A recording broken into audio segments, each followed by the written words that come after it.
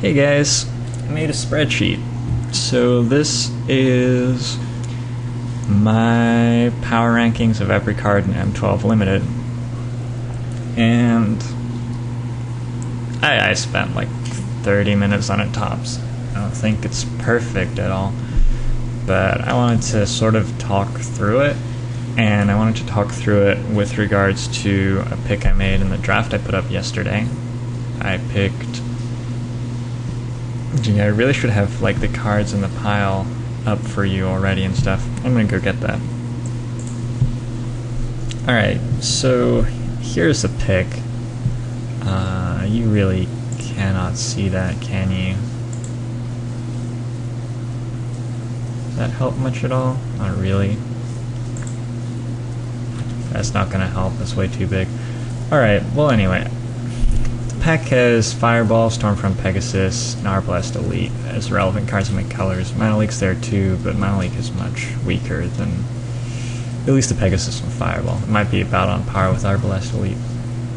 In my pile, I have double Stave Off, Pacifism, double Auramancer, Banished Veteran, Timely Reinforcements, Goblin Arsonist, Wall of Torches, Manic Vandal, I think those three are, and Ether Adept and Amphin Cutthroat. So I have a lot of very good white stuff. I have 2 Combat Tricks, Pacifism and 2 Auramancer, Banished Veteran, and Timely Reinforcements. I have 1 playable red card in Goblin Arsonist. I guess Manic Vandal as well, but it's not like...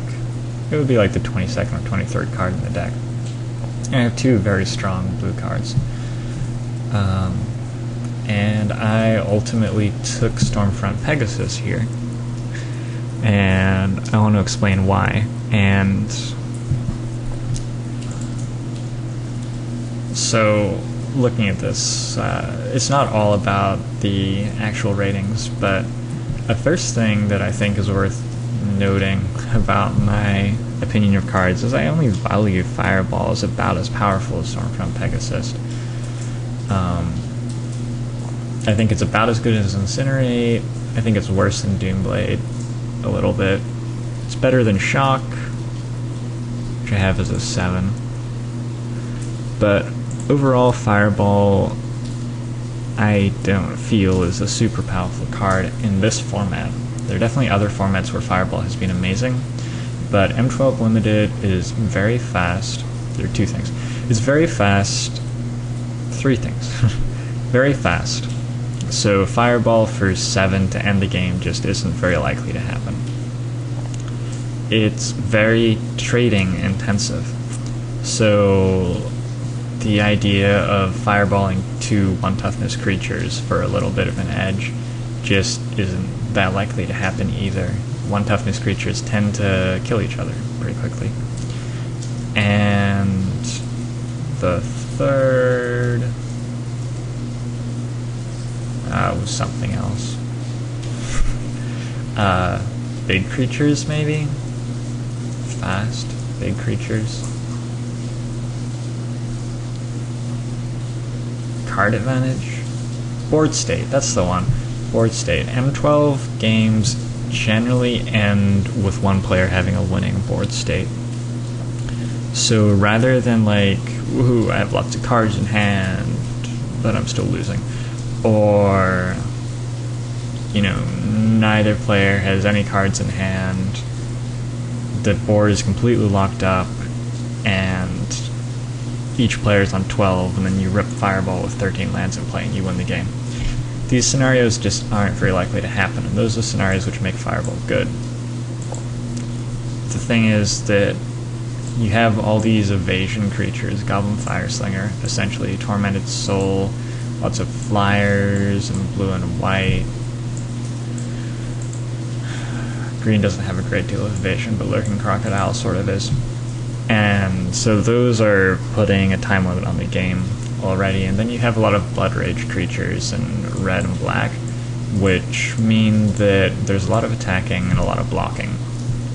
And you end up with one player attacking for like 4 a turn, a lot, and then winning. So Fireball removes the creature just fine, goes to the face, alright, it can, once in a blue moon, remove more than one creature. But overall, it's just a card that doesn't really turn on until like 4 or 5 mana. And once you get up to 4 or 5 mana, the like really good cards you're looking at are Sanger Vampire, Sarah Angel, and rare cards. 5/5 flyers and stuff that brings in massive card advantage. Flamebust Dragon, Arachnus Spinner, Planeswalkers if you're so lucky, but you probably aren't.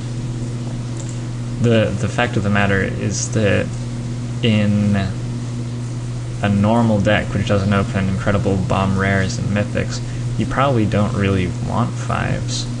There aren't any 5 commons that you're super excited about. Probably Mind Control or Sarah Angel,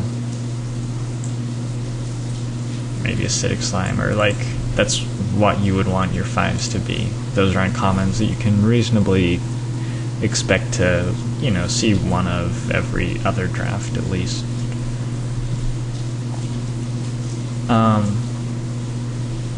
This all ties into card advantage. Because it's such a trading heavy format, card advantage is a massive, massive deal. If you can get one card ahead, you can likely win because you're left with a 2-power creature attacking.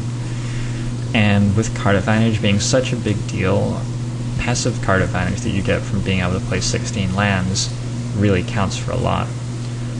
I think it was Reed Duke, is that his name? Just won the MOCS.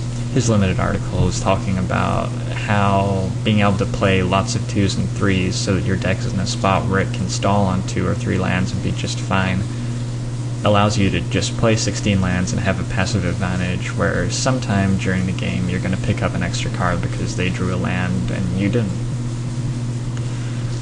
So yeah, all these factors sort of add up to me not valuing Fireball extremely highly in M12. If it was a first pick situation, I would take Fireball over Stormfront Pegasus, definitely. There are other cards, even other commons, that I would probably take over Fireball. The reason is, unless people say red is the best color in M12, which is great, and I'm happy for them, but I'm not seeing it. If you look at red, and I have a nice column here for card advantage, there's no card advantage for red except for Manic Vandal, if you want to count that. No card advantage until you get to the rare slot, where like cards like Giant Dragons and Grim Lavamancer are providing you card advantage. And like I was saying, this is very much card advantage format. If you're going to play red and have a good red deck, which you definitely can, you're relying on Bloodthirst very much, and bloodthirsting out a Blood Ogre or a Gorehorn Minotaurs. Or you're going to be relying on card advantage added from a different color. Something like a couple of Gravediggers out of black, for example, could get you there. If you're just playing like a vanilla red deck against someone who's playing blue-white with a lot of 2-drops, I don't think you have much of a chance of winning the game. The blue-white 2-drops compare quite favorably with yours. Compare Armored Warhorse versus Goblin Piker, for example. Or more realistically, Karl Murfault trades with Goblin Piker just fine. In a situation like that, you're really relying on first hitting Tormented Soul or Goblin Fireslinger to be able to deal damage, and then being able to throw out a Bloodthirst creature or 2, and them not being able to deal with it. All of their creatures are better than yours, except for Bloodthirst. Amphin Cutthroat, very vanilla common, is much, much better than Red's creatures. Vanillish Veteran attacks for 3 for 3. Skywinder Drake, 3 power for 3 mana, flying. Griffin Sentinel is a 1/3 with Vigilance. It shuts down all these Goblin Piker-like creatures. Assault Griffin, 3 power for 4, flying. And then white actually has the best removal, probably, in Gideon's Lawkeeper and Pacifism. And blue definitely has the best card advantage. Merfolk Looter. Ether Adept could even be card advantage. I should probably put like 0.5 or something. Because Ether Adept often bounces a creature that's under Pacifism, or bounces a creature with a big creature enchantment on it, or something like that. Ether Adept is an extremely powerful card. So, yeah, I don't think the red is the best color in M12 at all, and I'm very confident in that assessment. I think that if you're playing against people who are building their decks very poorly, perhaps red is a good color. Definitely, if you can get a lot of red cards, red's a great color.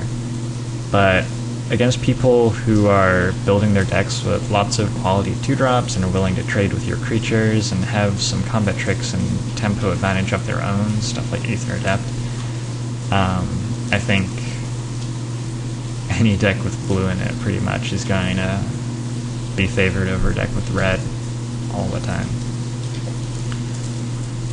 Green, by the way, I think sucks. Yeah, so looking at these colors, white is the deepest color in commons. It has a lot of very strong creatures. And blue is the color with the best card advantage. Merfolk Looter, I have him worth 2 cards. He's amazing.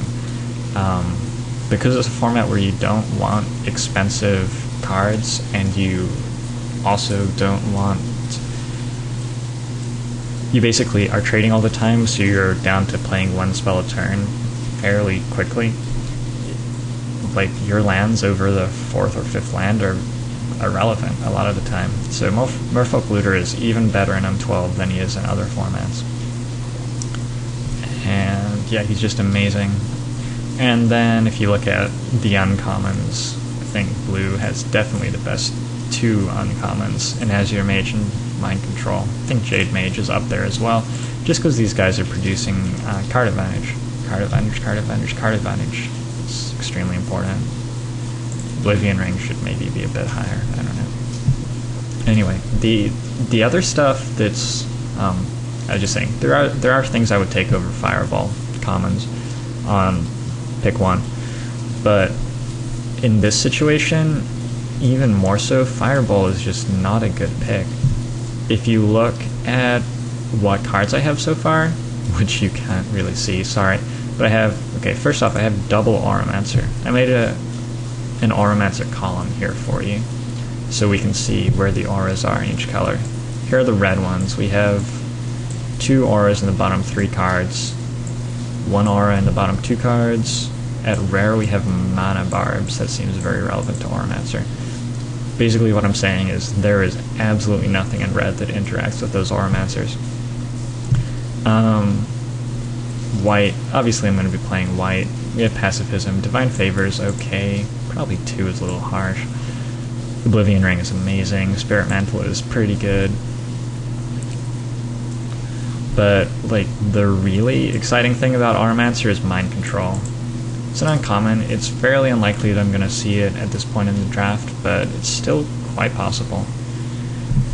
What are there? I guess there are 9... probably 50 uncommons with 5 artifacts. Is that right? I don't know.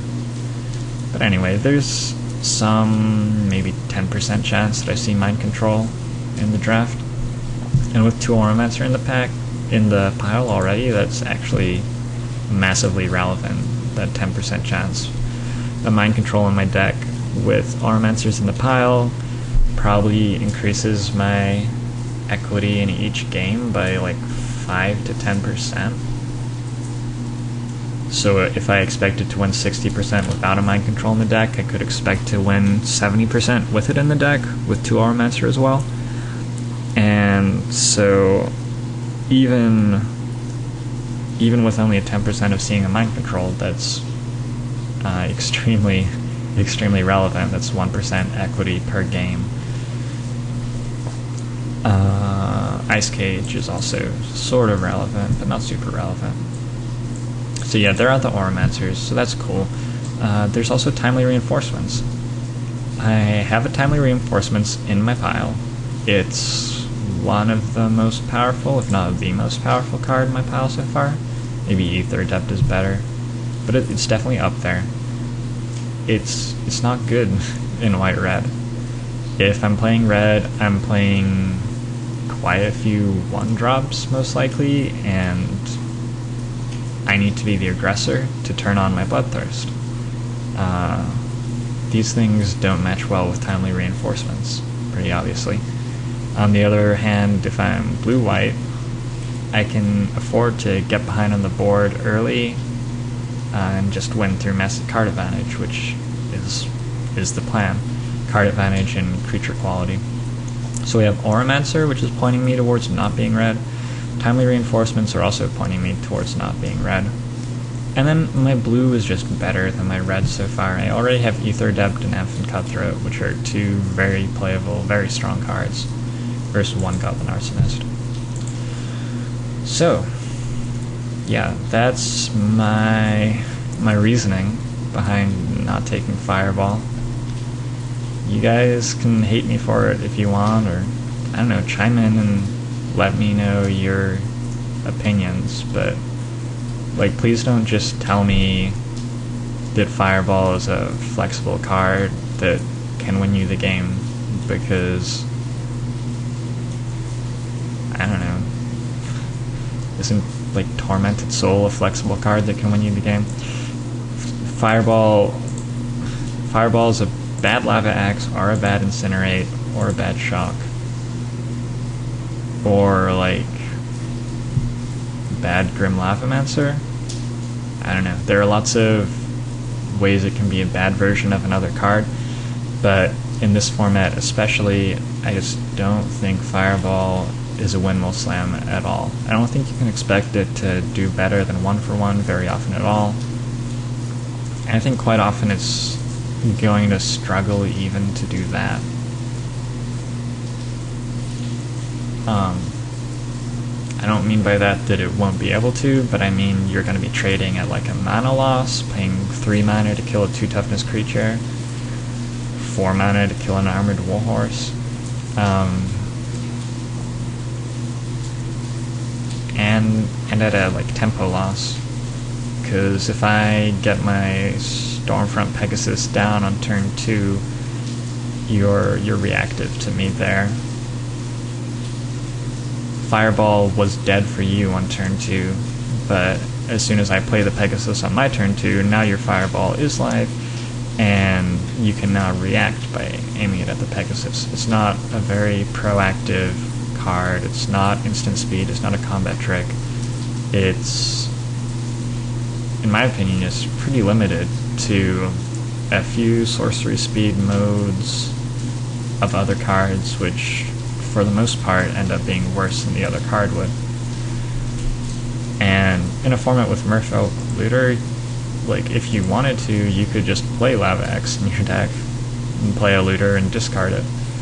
But, well, we don't, because Lava Axe is not good enough in this format to make the cut. And Fireball in the mode of bad Lava Axe is not super exciting, given that. Anyway, that's just a 20-minute rant on the format and Fireball and stuff. I'll throw this spreadsheet up. I didn't really bother to make it super pretty. Hope that's okay. And yeah, hope you enjoyed.